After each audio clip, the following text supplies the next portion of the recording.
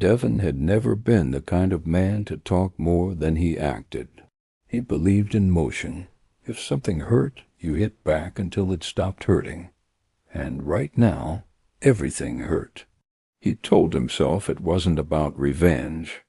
It was about balance, about making Malik feel something close to what they'd all been feeling since he crossed that line. But deep down, Devon knew the truth. He wasn't trying to make Malik feel pain. He was trying to break him.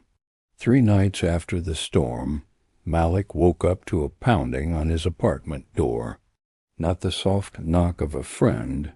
This one was loud, angry, like it had something to prove. He opened it half asleep, heart pounding, and found Devon standing there, hood up, jaw tight, eyes red from something that wasn't just lack of sleep. "Yo," Malik said, instantly on edge. "What's going on?" Devon stepped forward without waiting for an invite. "We need to talk." Malik shut the door behind him. "All right, talk."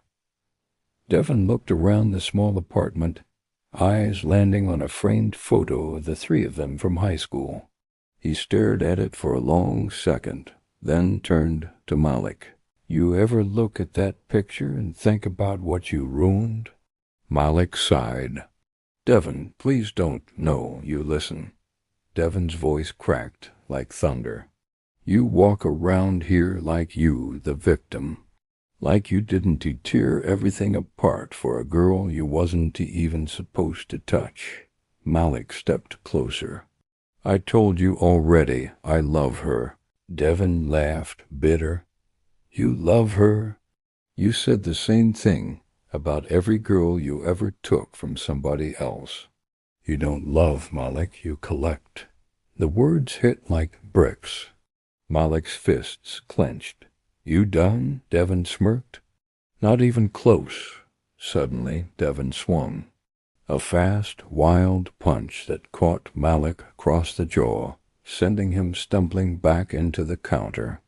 Malik didn't hit back at first, part shock, part guilt.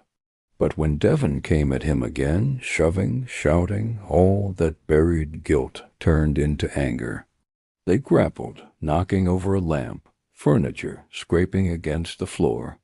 Years of friendship, laughter, and promises collapsed into raw violence. Devon shouted through gritted teeth, "You don't deserve us. You don't deserve her."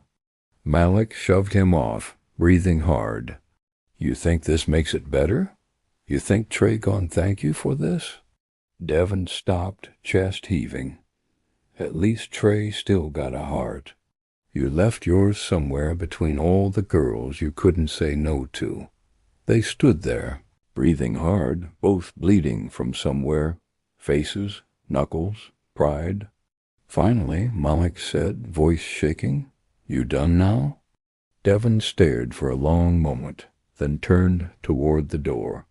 As he opened it, he said quietly, "You'll see what done looks like soon enough." Then he was gone. Malik didn't see Trey that night, but Trey saw Devon, and he didn't like what he saw. Devon showed up at Trey's job the next morning, knuckles still raw, eyes distant. Trey pulled him aside. "You did something, didn't you?" Devon didn't answer. Trey's voice rose. "Tell me you didn't go to his place." Devon smirked faintly. Maybe I needed to remind him who he used to be. "Bro, that's not how we fix this," Trey said, gripping his shoulder. "You think violence gonna bring the old days back?" Devon shrugged him off. "You still think there is an old us to bring back. Wake up, Trey, that brotherhood's dead." That night, Malik sat on the edge of his bed, ice pressed to his jaw. He hadn't told Aaliyah what happened. She'd only worry, or worse, blame herself. But the silence in his apartment was loud.